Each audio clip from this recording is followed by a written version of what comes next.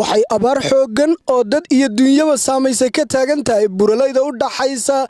fardaha ilaa iyo qulujeed taasoo isdaba daadsan yihiin dadka dunyadooda ay ku dhamaatay abaarta dabada dheeraatay ee dadkaasi ku heshay gubankii ay horaantii sanadkan ku qaxeen taasoo noqotay mid guud ahaanba xoolihii ay wateen ay ku dhammaadaan meel kastoo aad istaagtood cagaha dhigtana dhulka ay dadkaasi ay degan yihiin midka xoolaha iyo dhibaatada kala duwan ee dadka xoolahaasi wata ka muuqata indhahaagu ay qabanayaan walow gaadiidkii dadka reer baadiyo ay adeegsan jireen awrta iyo dameeruuna ay noqdeen kuwa rarka dhigay oo qaadi waayay alaabtii ay dadkaasi ku guran jireen dadkana alaabta iyo caruurtiiba ay u yaalaan bacadka halkaasina ay ka muuqato xaalad bilaadantinimo aad u xuni telefishanka caalamiga ee Hon Cable oo dadka ku dhabaataysan buurahaasi dhexdooda la kulmay ayaa dadku waxay u sheegeen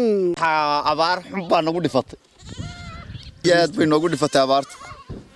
waxay nagu dhifatay meel bana weeye abaartu meel kasta way saameysay in badan wadanka Soomaaliya oo qadoobka hoose xagga qoyda weeyaan xaaladan ku suganahay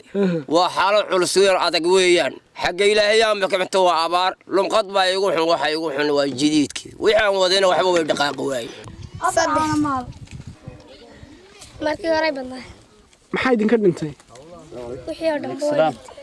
koox xildhibaan oo hogaaminaya maayirka magaalada Boorama ayaa iyaguna dadkaasi balsi ay u sabata bixiyaan waxoogaa gawaadhiya oo inta liidatay iyo dadka dhaqaaqi waayay waayeelkii caruurta ay ku soo guraan deegaanadaasi geeyay waxayna haatan sheegayaan ilaa hadda dadkii aanu gurmanay iyo annagiiba waxaad moodaa inaan isla banjarsannahay didlaan dadkii iyagii xoolihii wixii noolaa kama soo bixi karayaan dalcadihii qaabkan ka badan in loo soo gurmado tiina may dhicin ilaa iminka marka aad dadka u gaadho marba marka ka dambaysa